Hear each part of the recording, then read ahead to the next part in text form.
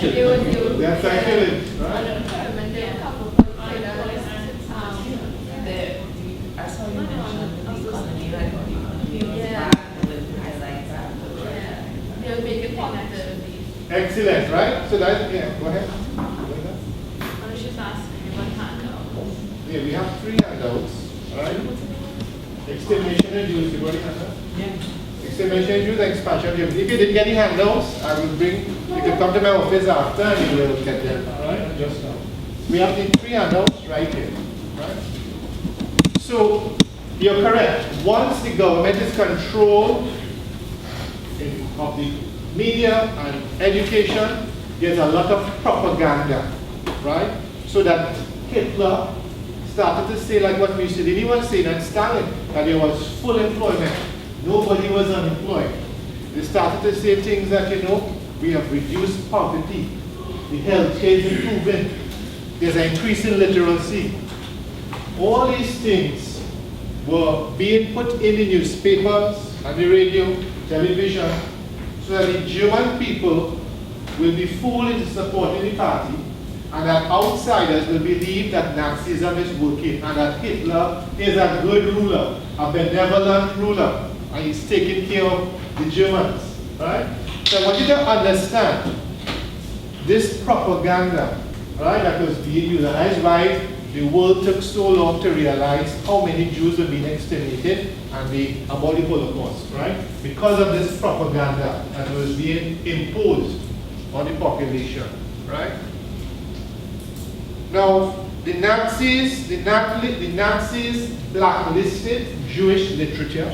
The Nazis blacklisted, and blacklisted means to ban, or encourage people not to buy books or your newspaper. The Nazis also went to destroy any opposition newspapers. They would burn down printries, burn down businesses that didn't want to give donations, didn't want to support the Nazi party. So it was an era of terrorism. It was an era of intimidation under Hitler, under the Nazi party. Now, how many of you all have seen black and white footage or documentaries of Hitler speaking? How many of you all? 1, 2, 3. The rest of you all have cable TV? Right. Tell me a bit about what you know about Hitler's speech. What you know about Hitler's speaking? What strikes you the most? It's very powerful and commanding. His face was like almost expressionless, and his hand. Deutschland. No, that's good. That's very good. And with his voice and stuff, he would have a very strong, powerful voice. He didn't have a timid voice. He would like to command your attention. Very good. What? Well, personally, I found his voice was a little harsh, as Derek said, so it was somewhat forceful for you to listen to him, but he was charismatic at the same time. What do you mean by charismatic? Like the way he was talking and whatnot, you could see that he was looking for people to follow him, and he wanted them to follow him and believe everything he said. And he would say, I will do this for you, making promises that I will do this for you and make Germany a better place and that kind of thing. Even with his very straight, serious face, he would say things like that.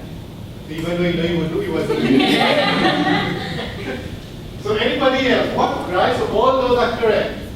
He was a speaker, right? And they use, the word there is demagogue. A demagogue is somebody who could convince you, even though they might be lying or it might be false information. He is charismatic, as you rightfully said. And as I said, he used his arms, so he was dramatic. Right? And the issue of promises, also important. So he's building up hope and optimism in the German people by those promises. So they're seeing a lot of uncertainty, bleakness, gloom, even when they enter World War II. But those promises are important to inspire you, right? That you will decide you're going to fight for Germany, fight for the Deutschland, right? So Hitler was charismatic, he's a clever demagogue, and he knows how to play on the emotions of people. He's very emotional when he's speaking, right? He will not have his hands by his side and thing. He will be waving up his arms and he will be accusing people. right? He is promising changes. He is promising changes. He and the Nazis are promising a lot of changes that never materialize. And those changes that do materialize, right, are never properly, they never properly occur. He said, I've seen that for a while under Hitler, right, the economy enjoyed a sort of boom.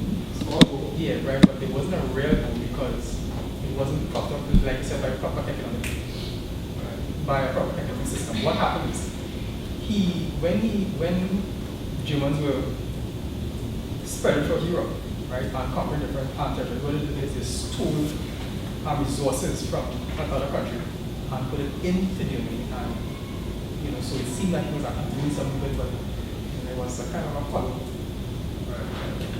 That's a very important point here, that Germany was experiencing some growth, but it was superficial.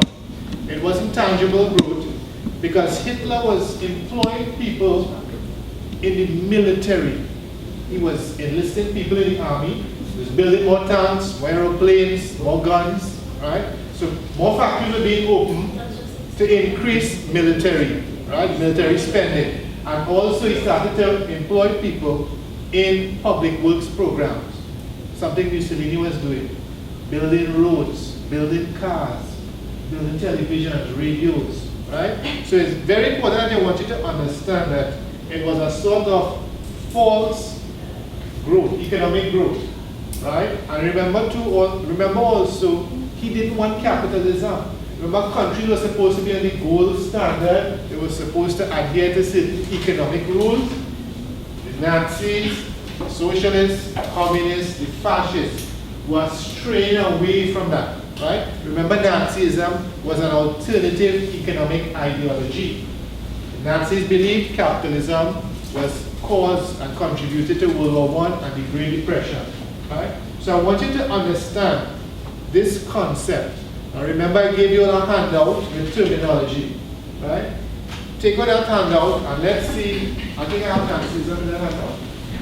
What is a definition of Nazism? Remember, you're supposed to be reading these handouts, eh? What is a definition of Nazism? Right, it's your very first definition, right? Somebody read it, please. What is this Nazism? What does it encompass? The ideology of National Socialist German Workers' Party, including totalitarian government, racism, national expansion, and state control of the economy. Very good. You see that last one? Read those last few words. What control of the economy?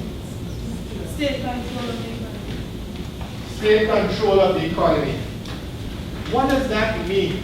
This is part of Nazism and it was also part of fascism. What does it mean? The young lady in the white top. What do you understand by state control of the economy? They had control over the transportation or the goods and that they produced, and they had specific people they were given to. It was no longer privately owned. Yeah. Right. So privatization was out of the picture. It's state owned, right? So both of you all are correct. And that is just what I was telling you all. The government was controlling the media, education, and now they're controlling business and enterprise, right? So I want you to understand that. Now Hitler also passed the Nuremberg laws. Hitler passed the Nuremberg laws in 1935. Hitler passed in Nuremberg, the spelling is up there, in which Jews were deprived of their citizenship. Jews were deprived of their citizenship in 1935.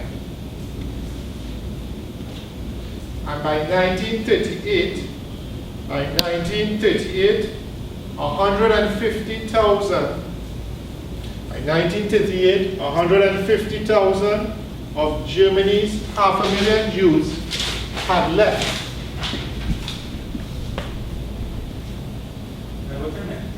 By 1938, 150,000, of Germany's 500,000 Jews had left Germany.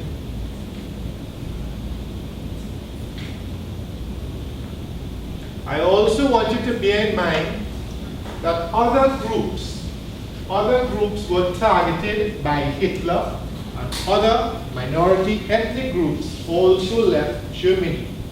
Now, who were some of these other minorities? The young lady? Who were some of these other minorities besides the Jews? Poles. What type of Poles? Like Poles? Polish people. Polish people, right, good. Slavs. Slavs. He also targeted Huh? he also targeted homosexuals, Jehovah's Witnesses, anybody who he saw as preventing the growth of Germany, like handicapped people, mentally ill. Yeah. Excellent, right? So you all got those points, just repeat it for some of those. Take down those points. And the gypsies. The gypsies, the Slavs, the Poles, homosexuals, right? The physically and mentally challenged. So you could be a physically and mentally challenged German person and you would have to be killed. Because Hitler felt he didn't want these weaker genes passed on to the next generation, these weaker Germans. There is what we call the pianist. The pianists? Yeah. Yeah. I want to say the pianist. Yeah. And they were in this Warsaw ghetto. And they would just come and raid these big apartment buildings, and they should, and this family, they have a villa. And there was this old man who was in a wheelchair, and when the Nazis came, people stand up, and they just, two men just lift him up, and took him out to the balcony, and just threw him up. Like 4 stories, all bam, dead on the ground. Yeah. An old guy, he was in a wheelchair, so obviously he can't stand, and when they went, he was like, stand. So the guy was like, I'm in a wheelchair, I can't stand. And that's true. Right? So, a few years ago when I was in London, I visited a museum and they actually had operating tables and equipment that was used to sterilize women in Germany so they wouldn't have children, and also to operate on people. You see, when they got a lot of these Jews, they did experiments on them. I think somebody, they was telling us that they carried these Jews into space to see how long they could react to pressure in outer space. They started to operate on their organs and do experiments. Gruesome things. You see what you read about in horror novels and see movies? Hitler's scientists, German scientists, were operating on the Jews. They were doing a lot of genetic work too. Remember, Hitler wanted to create a super race. He wanted to create an Aryan race.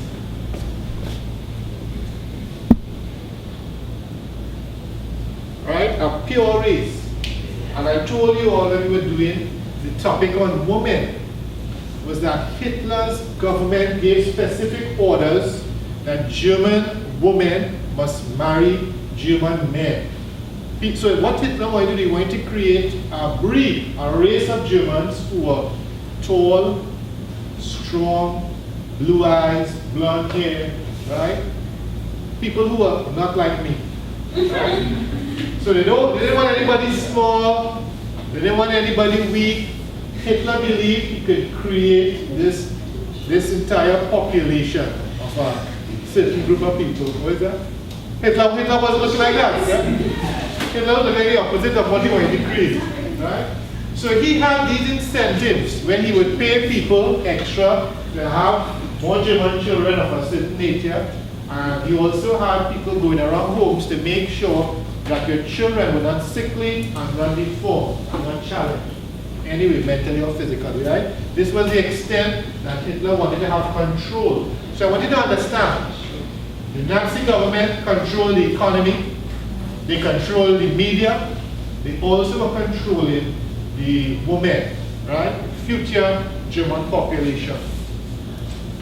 And you're correct too that they targeted these groups, the Slavs, the Poles, the Jehovah's Witnesses, the communists. All these people were targeted. In fact, even artists who would depict any paintings bad of Germany. If Germany was portrayed in a negative light, some photographer or some artist could also be blacklisted or killed, right? Now, you mentioned a movie there, The Pianist. That is very interesting because there were other movies. There were other movies, a few novels that were set in Hitler's Germany, or it talked about Hitler and Germany. What are some of these movies? The Pianist is a good one. And Frank came out as a movie and as an actual book, a diary of Anne Frank, right? And Schindler's List, right? So I think you all need to see Schindler's List particularly. Was that Wayne's? Right. What else? What other Swing movies? Kids. Here's the name of it. Swing Kids. Swing Kids? I don't know that one. What It was was a group of boys growing up in Nazi Germany, and they showed the indoctrination of these boys into Hitler's young Nazi Youth. youth Nazi, and then they're growing up now being oppressed in terms of music. So they were into the whole comp bass, the whole jazz culture in the States, and it showed them now the raiding and the censorship of music and the censorship of literature as well. And I think one of their friends was deformed in terms of he had polio in his leg, and they took him out in the street one day and they shot him in the head. The Nazis did that? Yeah. Well, actually, his friends were actually, because he had to go in every week and tell them about whatever they heard that was contrary to Hitler. And whoever he heard it from were either taken in for questioning or shot on sight, depending on how they looked. I guess because he was deformed, they shot him on sight. But all the kids were German kids. Not all. Okay. One passed as a German because he had light hair, but he was half Slav, half German. So how did the Nazis know who was half Slav and quarter Polish? In terms of, they looked at their parentage, his father wasn't there anymore, so his mother was German. Right. So in terms of that, he was still, yes, German. But he knew his parentage.